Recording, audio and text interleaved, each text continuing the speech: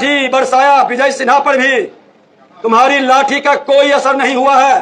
तुम गोली भी चलाओगे उसका भी असर नहीं होगा। लेकिन जब जनता की लाठी जब चलेगी जिसमें आवाज नहीं होगी और तुम लोग रोड पर बिलबिलाओगे और विजय सिन्हा उस समय जजमेंट और न्याय करेगा। ये बदले की भाव से जीने वाले लोग अपराधियों की जामात को संरक्षित करते हैं। विधानसभा के अंदर लाठीचार्ज किया था, वह लाठीचार्ज किसके इशारे पर हुआ था, गृह विभाग किसके जिम्मे था, पूरा बिहार जानता है। लेकिन वही राजद के लोग जो आज विधानसभा अध्यक्ष बने हैं और एक मंत्री माननीय ललित यादव जी, संजोग से विशेषाधिकार हनन का हमने नोटिस दिया था, बैठे थे, हमने कहा था आप दोनों आए थे, कल जोड़ के कहा था कि विशेषाधिकार को स्वीकार करें और न्याय दें। विधानसभा अध्यक्ष के नाते एक भारतीय जनता पार्टी का कार्यकर्ता इमीडिएट डीजीपी को बुलाया, मुख्य सचिव को बुलाया, संज्ञान लिया, स्पेशल कमेटी गठित किया, आचार समिति को सुपुर्द किया, 2 लोग सस्पेंड हुए, एक्शन दिखाई पड़ा। विधायकों को अपमान करने वाले को हमने कहा कि उस पर कार्रवाई होगी। लेकिन आज नेता प्रतिपक्ष को विधानसभा जाने से रोक लिया, हमारे सांसद को लाठियों से उनका सर फाड़ दिया, कई विधायकों का, कई कार्यकर्ताओं का। है हिम्मत सत्ता और कुर्सी के लिए, मेवा खाने के लिए गुलामी करने वाले, बंधुआ मजदूर की तरह जीने वाले इन लोगों की ताकत नहीं है विधायिका का सम्मान करने का।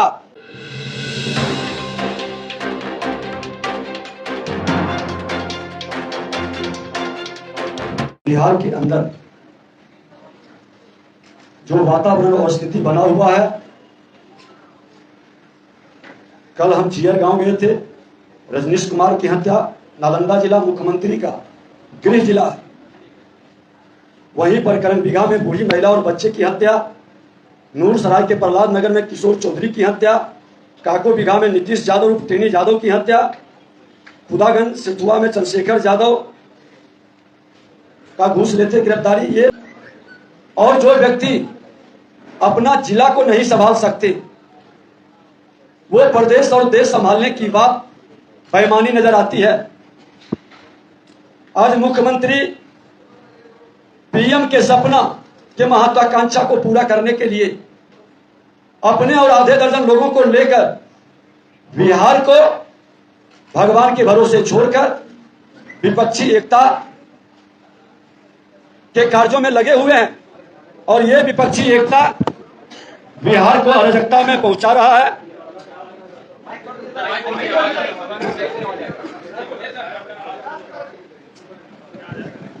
बिहार को अराजकता में पहुंचा रहा है।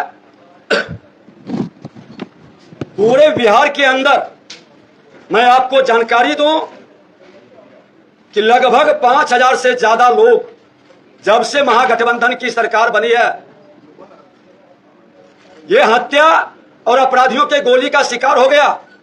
और इसमें ज्यादातर हत्याएं दारू माफिया, बालू माफिया और जमीन माफिया के कारण हुआ है।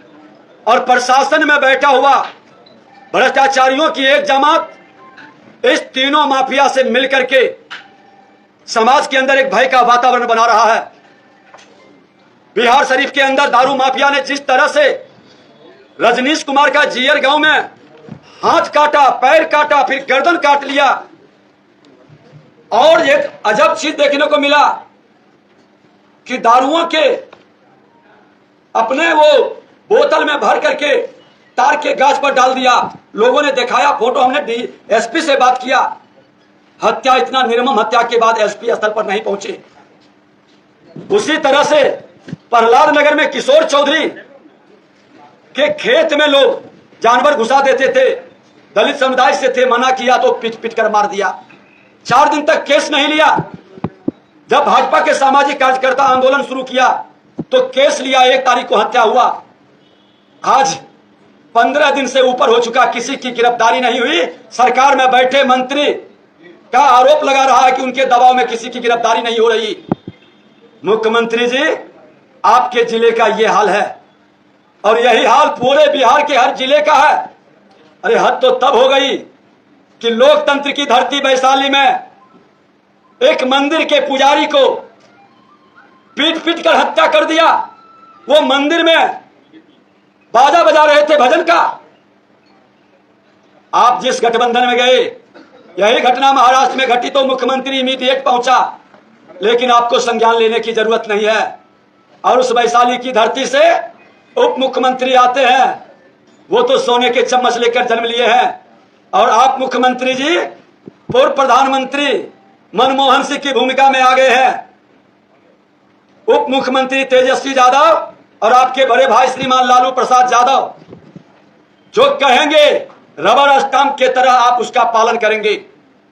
बिहार के पूर्व प्रधानमंत्री मनमोहन सिंह के राह पर आपका पहचान होने लगा है। और आप जिस तरह के खेल कर रहे हैं, बूढ़े की हत्या, बच्चे की हत्या, लाठी से पीट पीट कर महिला की हत्या, और हद तो तब हो गई है कि जो न्याय मांगने जाता है थाना उसका केस नहीं लेता है, धमका कर लौटा देता है और केस बड़ी व्यवस्था में लेता है प्रतिपक्ष के दबाव में। तो जो रंगदारी कर रहा है, जो हत्या कर रहा है, वो बालू माफिया, दारू माफिया और जमीन माफिया के इशारे पर काउंटर केस करवा करके उसको भी तंग और तबाह कर रहा है। ये बिहार के अंदर के हर थाने की घटना है, कोई समीक्षा करने वाला नहीं। बिहार के डीजीपी आज लाचार और बेबस क्यों है, ये जवाब देना पड़ेगा। आज बिहार के अंदर किस तरह से शिक्षकों पर, अभ्यर्थियों पर, किसानों पर, आशा, आंगनबाड़ी, कृषि सलाहकार, वित्त रहित, ये जो भी अपनी मांग को लेकर के लोकतांत्रिक ढंग से आवाज उठाता है, लाठियों की बौछार क्यों होती है? क्या ये लोकतंत्र बिहार में समाप्त हो गया? ये लाठी तंत्र, लाठी में तेल पिलाने वाले लोग की शासन के बाद मुख्यमंत्री जी आप उसके इशारे पर इस लोकतंत्र की धरती को इतना रक्त रंजित क्यों कर रहे हैं? आपको जवाब देना होगा। आप जिस मानसिकता से काम कर रहे हैं, ये मानसिकता कहीं ना कहीं हमारे समाज के अंदर सामाजिक समरसता को ही नहीं तोड़ रहा, विकास को भी रोक रहा है। आपके अवसरवाद की राजनीति आज बिहार के प्रतिष्ठा और गरिमा को गिराया है। बिहार के मुख्यमंत्री, आप वही मुख्यमंत्री नीतीश कुमार हैं जो नालंदा विश्वविद्यालय और विक्रमशिला विश्वविद्यालय पर बड़े गर्व से बोलते थे, सांस्कृतिक विरासत को बचाने का बड़ा नारा देते थे।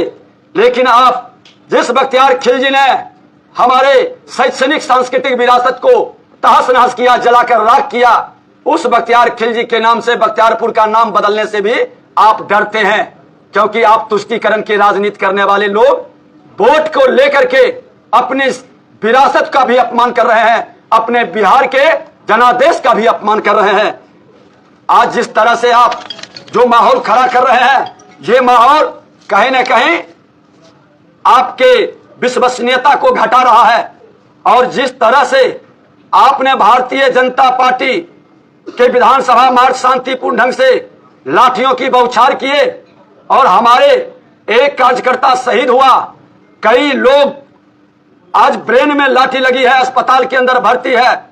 हम लोगों ने, पार्टी ने, सब लोग मिलकर के निर्णय लिए है कि हमारा विधायकों का, प्रमुख नेताओं का टीम जाकर के हम लोग उसको देखेंगे ही नहीं, उसके परिवार से मिलकर के लोकतंत्र की रक्षा के लिए जो आज अपना लहू बहाया है, ये बिहार के अंदर फिर से इस जंगल राज के पुरोधा, जिसको मुख्यमंत्री जनता राज कह के गुंडा राज में तब्दील कर रहा है, इसके रक्षा के लिए उस परिवार और उस गांव से कहेंगे कि एक नए जन आंदोलन के लिए आने वाला भावी पीढ़ी को शांति से उसके विकास और सुरक्षा के लिए सबको बिहार में खड़ा होना है। ये अभियान कल गणतंत्र की धरती वैशाली से शुरू करेंगे।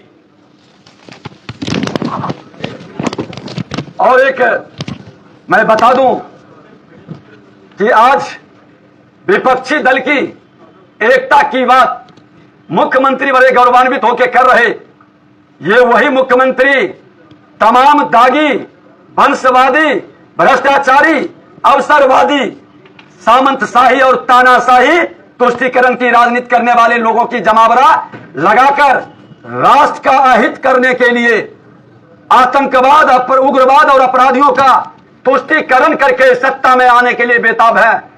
लेकिन इनको ये पता नहीं है कि दल मिल सकता है। साथ गठबंधन का दल बिहार में भी मिला था, लेकिन कार्यकर्ता का दिल नहीं मिलेगा तो बिहार के तीनों उपचुनाव में जिस तरह से उन्हें मुंह की खानी पड़ी, हार हुआ है, ये कई दलों का गठबंधन कर ले, देश की जनता का दिल इस भ्रष्टाचारी के साथ नहीं मिलेगा। ये भ्रष्टाचारी डल गए हैं जेल जाने से। उनको लग रहा है कि मेरा परिवार, मेरा वंश अकूत संपत्ति जो जनता की गाढ़ी कमाई से कमाए हैं, कहें देश के प्रधानमंत्री नरेंद्र मोदी जी आ गया तो संपत्ति भी जाएगा और जेल भी जाएंगे। इस डर से वो आपस में गलबहियां करके एकजुटता प्रदर्शित कर रहे हैं। एनडीए की बैठक में मुकेश सहनी को नहीं दिया गया। वैशाली में क्या कीजिएगा? ऐसा रुकिए ना एक मिनट। वैशाली लोकतंत्र की धरती है और वैशाली के धरती से जिन कार्यकर्ताओं के साथ और अपराधियों की गोली से राजनीतिक और अस्थिरता के कारण जो प्रशासनिक अराजकता फैला है, उसको लेकर के एक बार लोकतंत्र की रक्षा का संकल्प के साथ पूरे बिहार में अभियान शुरू होगा। और भारतीय जनता पार्टी हर गांव तक जाएगा कि जिस 50 वर्ष पूर्व, लगभग 50 वर्ष पूर्व लोकनायक जयप्रकाश नारायण ने लोकतंत्र की रक्षा के लिए, भ्रष्टाचारी मुक्त कांग्रेस बनाने के लिए जो संकल्प और सपना देखा था, उस संकल्प और सपना को साकार देश के प्रधानमंत्री नरेंद्र मोदी जी के नेतृत्व में फिर बिहार से वो अभियान चलेगा। और ये कांग्रेस, राजद और जदयू का जो तिक्रम है, ये तिक्रमी लोगों से बिहार को मुक्त करने का अभियान शुरू होगा। कल मैं जा रहा हूं, कल से वैशाली की धरती से, लोकतंत्र की धरती से शुरू करेंगे। अपने घायल कार्यकर्ताओं से भी मिलेंगे। मंदिर के पुजारी का जिस तरह से हत्या किया गया है पीट पीट कर, उनसे भी मिलेंगे। मुकेश सहनी को निमंत्रण नहीं दिया गया, कैसे क्या लगता है? भारतीय जनता पार्टी जो भी राष्ट्रवाद के पथ पर चलने वाला, सबका साथ सबका विकास है, उन सब का स्वागत करेंगे और वो सब एनडीए के पार्ट बनेंगे तो उनका अभिनंदन होगा।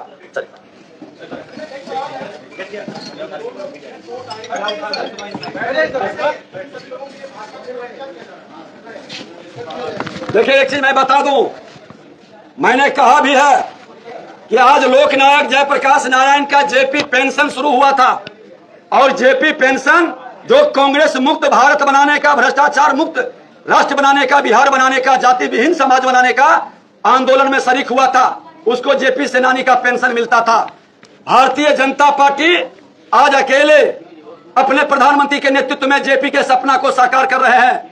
जो राजद, कांग्रेस, राजद और जदयू के लोग जेपी सेनानी का पेंशन ले रहे हैं, वो तमाम पेंशन बंद करने के लिए और जो कार्यकर्ता भ्रष्टाचार अपराध मुक्त बिहार का, कांग्रेस मुक्त भ्रष्टाचारी तानाशाही कांग्रेस मुक्त बिहार और देश का आंदोलन में शहीद हुआ है या घायल हुआ है, सत्ता बदलते ही हम उन लोगों को राष्ट्र के और राज्य के हित में जेपी सेनानी के तरह सम्मान करेंगे। एक नए माहौल, और उन्हीं को ही नहीं जो अपराधियों के गोली से मर रहा है, ये जंगल राज को जनता राज बताने वाले मुख्यमंत्री गुंडा राज में बदल रहे हैं, ऐसे लोगों को भी संपत्ति जब्त कर करके उसको मुआवजा देंगे, न्याय देंगे। ये अभियान चलाएंगे माननीय न्यायालय के।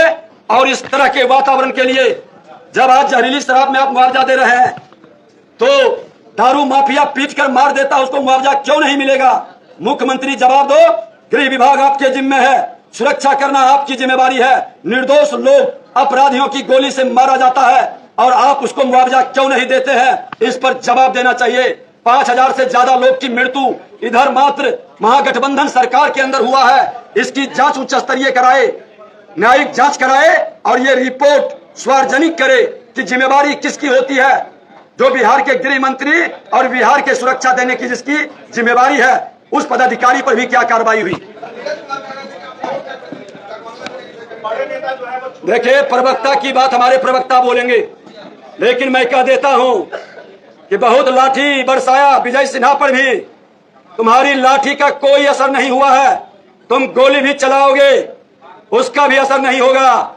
लेकिन जब जनता की लाठी जब चलेगी जिसमें आवाज नहीं होगी और तुम लोग रोड पर बिलबिलाओगे, और विजय सिन्हा उस समय जजमेंट और न्याय करेगा।